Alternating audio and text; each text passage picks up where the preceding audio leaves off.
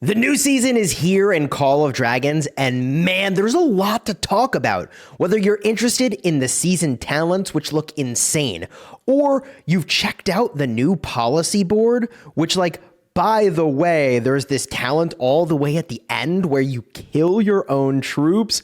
Dude, there is a ton we have got to talk about. Even Tohar and Bertrand are here. I'm going to max out the Wheel of Destiny, so let's get to it.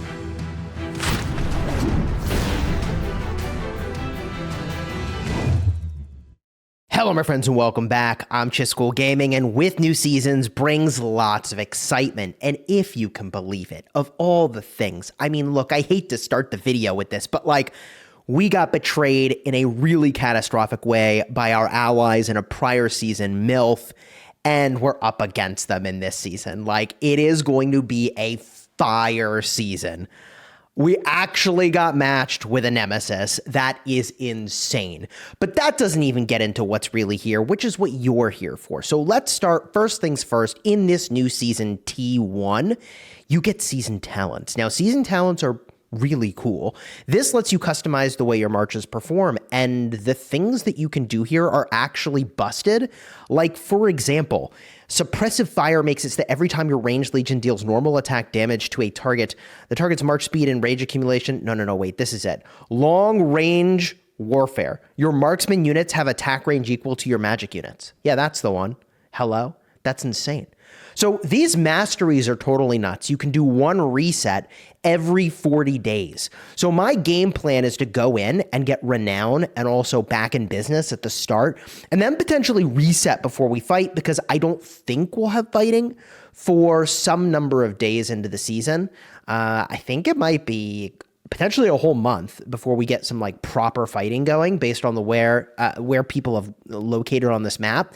So if that is true, the economy here, extra prestige is totally insane. But other things to consider, and I'll make a dedicated video about this, but if you care about infantry or cavalry, when they launch a melee attack at a ranged legion, they take 15% less damage from that legion.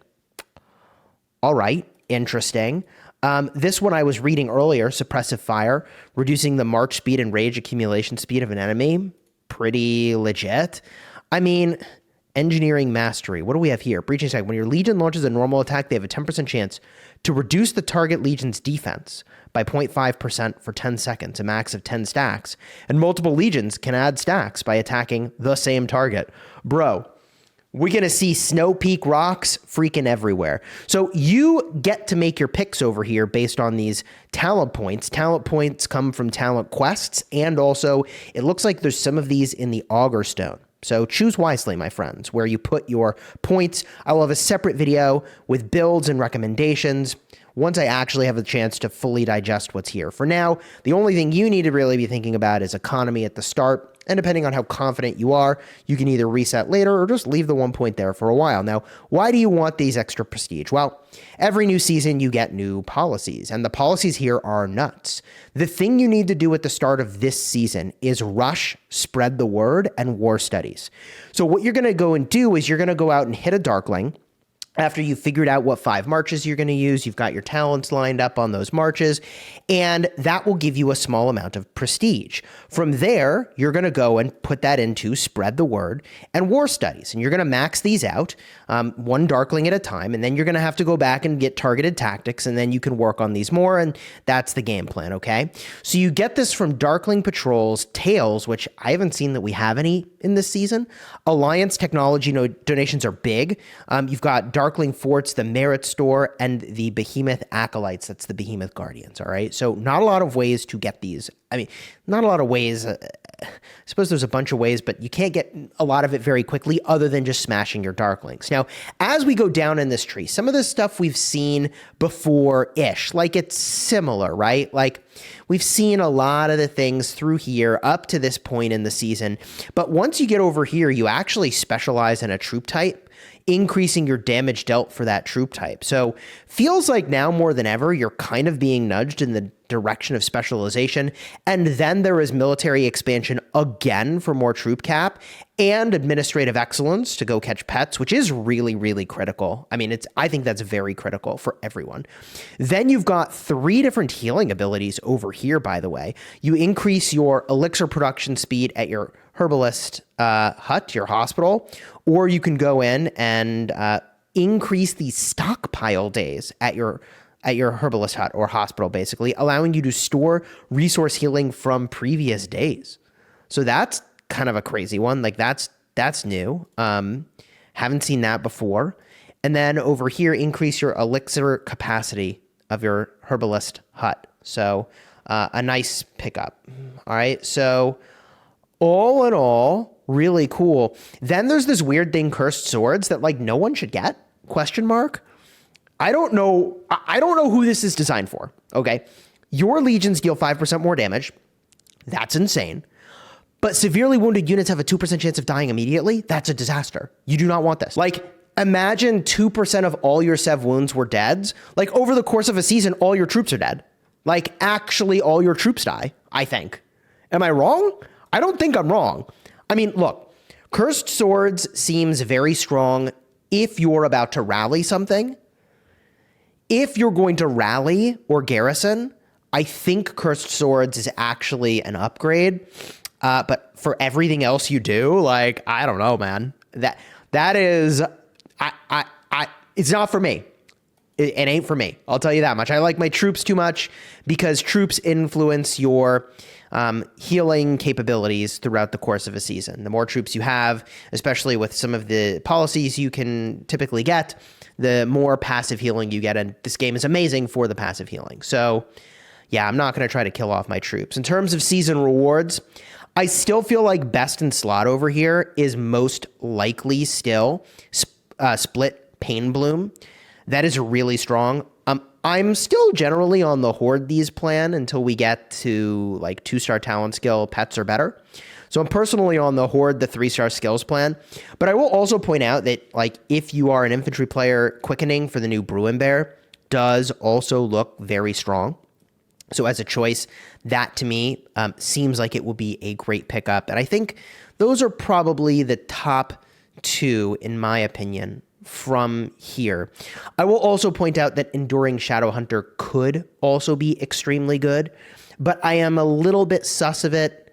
I need to understand how this skill interacts with some other things, and I'll be making a video about that in the future. All right, so when we get to the common store, I mean, pretty much everybody gets the Legendary Ascension emblem, and let me tell you, I mean, both CP recovery and prestige is looking really good over here. So choose your reward wisely, and if you are at the Conqueror tier, I mean, like, great news for you. Unironically, there are some outstanding options here. Outbursts of Rage is actually outstanding.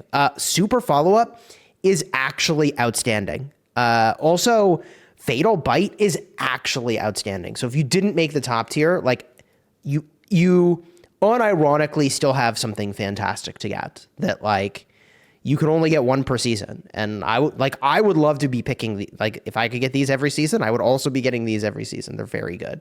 Very, very good. So from here, we can talk about other things like the Anointed Artifact Compendium. I don't know if I'm going to spend gems on this, but generally speaking, like, this is your best gem to artifact return ratio that you can possibly get. I mean, it is very strong. Perhaps for the video and for the memes, I'll do a couple of these. But I don't need most of the legendaries that are in here. But you sort of always need legendaries in order to enhance the things you have. I think there's also a pity after 10 attempts. I could be wrong. So you're getting, I think, a guaranteed 2 legendaries. I really ought to be reading the rules before I make that kind of claim. But this is going to turn out to be a kind of expensive 15,000 gems if I get something not so great. If I get something cool, then that'd be exciting. Okay, what do we get? What do we get? And a thing I already have. Would have been really cool. Would have been really cool, except I already have it. So that's actually just fodder. I would have loved a Phoenix Eye, or even, need kind of storm arrows, but whatever. Okay, I'm going to stop spending gems on that because that is probably silly for me. But for most people, it's actually not silly. It's quite good. And in terms of other things that you can spend gems on, as it turns out, there's a bunch of things. Here is the Riches of the Forest. And the Riches of the Forest is genuinely like for the rich. This is something you would do if you were gemming artifact keys, I guess. You could do this instead, and you have a better selection of artifacts that you could potentially go and get. Obviously, a 50% off draw is, I think, worth taking for just about everybody for the 300 gems. But then from there, I don't know, it's kind of up to you. Mirage Orb you can get here, but also you can get it from the events that are going to be around the corner, the Forge of Light. So, like, yeah, the drop table here is cool, but I think there's going to be other ways to go and get this. You don't need this on day one. Courtesy of Mandu, I actually have a picture of the Forge of Light order for this season. The first round is going to be Mirage Orb and Rattle Spear. The second round is Oath of the Storm Peak and Breath of Jargantus. The third round is the Spirit Bone Torque and the Blood Blade Banner. And the fourth round is the Gold Crest and the Breath of the Forest. I'll have that picture on screen. And be sure to shout out where you found that information if you're sharing it with your friends, all right? I watched a Chisgule gaming video, and now I know, courtesy of Mandu. Appreciate you, bro. So, I'm going to wait to do the pulls in the Forge of Light to go and get the new artifact for mages, which looks pretty sweet. And speaking of the mages, yes, they are here in the Wheel of Destiny. Now, I have historically made the mistake of going and like completely maxing the bundle when I don't necessarily have to. And I also already have Chisgule maxed, so I don't necessarily need to do the maximum number of pulls on this. And with the new season comes a new series of great extra rewards that you can go and get when you make purchases. For spending 1,000 gems, you get some really good stuff here. I mean, 10 of these keys is pretty good. And some dust, 20 gold keys. When you get to 3,000 gems through purchases, you get a legendary Ascension emblem, which a lot of people really still need for the 8,000 gems of purchases. And you're looking at 10 G2s and 20 gold keys for 18,000 gems through purchases. So the monthly special is also here. Blaze of Glory is back, and that is generally a high-value bundle compared to other bundles you can get. But I am here for the joy of Destiny to actually spin this wheel. So I'm going to pick up some Destiny tickets. I'm using my Dragon tickets to buy this. In case you haven't seen how to do this, you can get some extra goodies for the spending that you do. Definitely go and check. I'll put a card up in the top for this one. So how much? Yeah, I can go through $50 here, right? I'm pretty sure I'll need all those. I don't know. And then I can claim all these. Huzzah. Glorious. And then we'll go do our spins. And I am excited for Bertrand and Tohar, but I don't think I'm starting the season by leveling them. Single target damage mages, that's cool, but I don't think that's where it's at for me in the open field. If I'm doing single target, I kind of want to just be using marksmen, especially because I can make the marksman range as long as mages, apparently. So that's insane. Let's get to spinning, shall we? We got 40 of these. So, and I can spin 3 at a time. Okay, here we go. So the hero Bertrand is going to be in the lucky spins. And Bertrand is a single target damage dealer and a skill damage enhancer. Tohar is also a skill damage enhancer, and he is going to be in the Strongest Lord event. So I personally feel this event is pretty important that we're doing right here, the Wheel of Destiny, just to get the unlocks. I really want to have access to these heroes. If they are strong, then I want the option to really invest in them, even though at the start of the season, I don't plan to go. Ooh! I mean, that is the most important pickup for me on this wheel, actually. Yeah, I can keep spinning, but that's the thing I needed to get. And I actually just got it so fast. That is kind of crazy. I was not expecting that. Am I interested in the gold heads that are available here? Yes, that was an amazing spin, right? 2 G2s is an amazing spin. Do I want to unlock Bertrand before the lucky spins come around. Like, yeah, I would like to unlock Bertrand, right? So we'll see how far I get here. And I generally think this wheel is pretty good value, but dang, that unlock is actually insane. Like, I don't have to keep spinning this wheel necessarily, especially because I have Chisgule maxed. I could even stop now, but I think the value of the things I am getting when it's not landing on this is generally going to exceed the gem value I'd get for holding on to it. So we spin, baby. We spin. Speed ups, very nice, very nice. And then I'll have to decide, do I want to spend $100 or do I just want to spend some gems and just kind of see what happens? And like, I don't know, I like might be inclined to just spend some gems and see what happens rather than buy the highest tier of the bundle. Because like, yes, 10 sculptures of Goresh from this wheel is good, but like, I mean, yeah, it is good. I should really think about wow. I mean, geez, I got Bertrand. Bro, I got them both.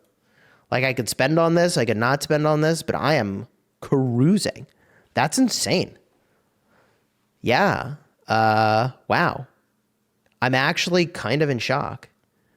So the value of buying the remaining bundle is that I'd get a bunch of spins and like I can buy 10 more spins here pretty cheaply. If I were to max this out, now this bundle is amazing, by the way, the Legendary Trailblazer. I mean, look, I'm a whale, so take it with a grain of salt. But the thing that's insane is that the Legendary Hero tokens here are not season specific. That's the like real value of that bundle. So we snap those off with my dragon tickets, and I don't even know how many dragon tickets I have, which is kind of funny. But when we look at this bundle over here, Joy of Destiny, I mean, I can get 40 more Destiny tickets, and it'll run me $100. That also gives me some legendary medals, which is cool, and some resources, and some gems. So like $100, and I can pretty much be guaranteed to get 25 sculptures. I want to say $100 for 25 sculptures is like a pretty good rate. I say 25 because there's like 15 here and 10 here. If it was 35, if I actually needed the Chisgule, this would be really good. But I don't know, man. I've spent quite a bit of money. So I'm going to max this and just spin these tickets and just see how that goes rather than maxing the bundle. I'll get what I get.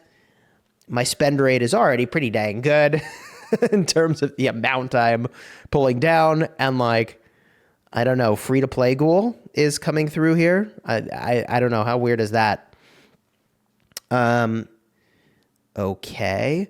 So let me be more clear as to like why it is that like kind of toward the end of the season, I'm more mellow about hero tokens. And the reason is that G2 hero tokens can only be used on G2 heroes. And I've already got a lot of those tokens, and there's only so many G2 heroes to max. So like, I don't know. Like, I could spend. It's probably pretty good. Or I can just chill. I'm kind of feeling pretty chill at the moment. Not going to lie. I suppose for the sake of the video, I'm going to gamba the 600 gems a pop and just see what happens. I'll buy these. I'll do it.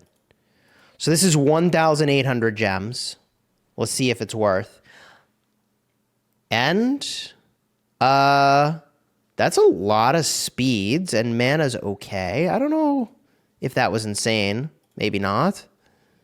We do it again. I really just need to land on Goresh, and my value is just like through the roof. That spin was not so amazing. Okay, I feel like in this particular iteration of my attempt at this wheel, I'm going to end up with, oh, we did it. Okay, value returned. Wow. I am having a really lucky day right now. I'm actually, unironically, having an insanely lucky day. And not to brag, but I can show you some of the other things where I've been lucky, and it's actually crazy. So I had a pet, and it had a 3-star skill on it. It wasn't a talent skill. And I was like, well, I'm probably not going to get it, but I'm going to recycle this pet. And like, what do you know, man? I freaking got this skill, okay? Which is kind of insane. Like, even if I sell it, it sells for 18,000 currency. I'm not going to sell it, okay? But like, that was amazing. Then I got this Bruin Bear, and I actually got a 1-star. I was like, woohoo! And this looks pretty good.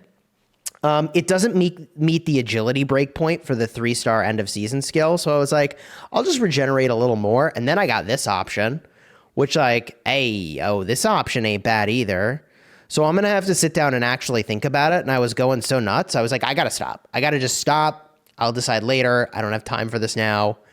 But dang, that is nuts. And I have these 65 gold keys to open now. So we're going to open those together too. Dude, this is fun. We got Nico. That's fine. As a reminder, the VIP shop has reset. And so it is very important at the start of a new season that you go in and you pick up whatever it is you like to get from the VIP shop. But most importantly, you do need to make sure that you go and get the CP potions. Those are very critical at the start of a season. These are critical. Oh, come on. What do we get? Thea, that's actually really good for me. The reason these are critical is because okay, Nico, I already have maxed. The reason these are critical is because you need them to get prestige, right? So you go to the store over here and make sure you max out the CP recovery. I also get these speed ups, regeneration potions. I am maxing these days, as I am maxing also the gold keys. I used to do artifact keys, but I've stopped. And 8-hour speeds are a good pickup. I missed those. And 24-hour speeds are a good pickup. I will get those. And G2s I've stopped getting because, like I was describing earlier, like once you max your G2 heroes, like those tokens, they don't become G3s. So at least I don't think they do. So anyways, let's see what we get in here. Anything good? Nothing and nothing. Okay. That's fine. And we can do one quick check. If you haven't done this, you should. I don't think the Goblin Market has reset. It is not. So no extra things to exchange for in here yet. In terms of other things to cover in this season, I mean, gosh, unlocking the heroes at the start, getting your heroes leveled up all over again. Oh yeah. Ooh. One little trick here is that if I give these guys a bunch of Sweetdew, I am pretty sure that I will get a bunch of conversations here. Let me take them to 5. I forget what the level is. But okay, great. Let's see. We get him to 5, and now I do conversations with him. And I should get some hero tokens out of this. So they're both in my city right now, which feels like kind of a rare occurrence. So I'm just going to snap this off and see if I can't get some hero tokens at all these different tiers. I'm pretty sure that we can. I should care about the lore. I don't care about the lore personally. Is what it is. Okay, yeah, there's 2 tokens, and I can talk to him again. Yeah, this is the jam, baby. And if you want to see what the tiers are where you can get all these rewards, pretty sure you can just go in your hero screen and you can get a look at that. So I'll do that in just a second here after we get through this dialogue. Is what it is. We jam through the dialogue. Come on. I'm spam clicking, obviously. And okay, there we go. And there should be one more of those, but the simpler way of doing this is to go in here, check this out, dialogue, and okay, it's at level 4. 2, 3, and 4 is where you get all the goodies. So going all the way to 5 was unnecessary, but also totally fine, right? Also, you can unlock the emojis. I haven't looked at what those emojis are just yet, but I'm kind of hyped for this new season. If you're wondering, Chisgule, what are you leveling? I like to level only 5 pairs of heroes. I say only, but I like to level only 5 pairs of heroes to really get them to a very good spot. And this season, I've gone with a more versatile lineup than prior seasons. I've included both Thea and also Hosk, even though in prior seasons I didn't, because, I mean, they just work with so many different troop types. And given that we have, new mages and all these things going on, I might want to weave them in. So what am I doing? I'm doing Goresh and Skogul. Obviously, those are insane for infantry. I'm using the old school cool, okay, Velen and Lilia. I'm using Sindrian and Frhagar because those two are absolutely goated. Like, they are insane. Have to work on them. I'm doing Kanara and Hosk. And instead of doing, normally I would do more like ground cav. I do Bakshi. I'm doing Thea with Ferondale. And the reason that I'm going for this is that they will both lead flying armies for me and be the primary heroes. So I'm leveling both of them up, and I'll just work on, my other heroes like cavalry later. Like, that's just is what it is, right? But once I'm ready to go flying around ambushing, if that's a thing in this season, we'll see. I can use these two as primaries, and I'm in a really good spot. I can use Frhagar as one of the flyers, and she's already getting leveled up. And at some point, I'll level up Craig. If in a worst case, I'll take him to 40, and I'll just use him anyways. But in a best case, by the time I'm fighting, I'll blast through some CP and get him. Ideally up to 50 is like a great place to be. But even just honestly, like 40, 45 is a fine starting point. All right. And that's where I'm at for this new season. Great news for those of you who don't like to redo the Dragon Trail. You don't have to. So you can continue to claim experience, which is great. Love that. And exchange your currency, which is great. I should go do that now. Bada boom. If you have any other thoughts, comments, questions, or observations about this season, definitely let me know down below in the comments. I'm hyped to get this new start in a new season. And it is a rivalry season. All right. I mean, hey, and these guys are already saying stuff. So like, if you want to see all that drama and how we were betrayed in the most ridiculous way imaginable, I'm tired of talking about it, which is why I made a video. So you can just watch the video, card in the end screen. Here we are, baby. Oh, man. All right. Until next time, you have fun smashing the kingdom. Subscribe if you haven't already, and I'll see you soon.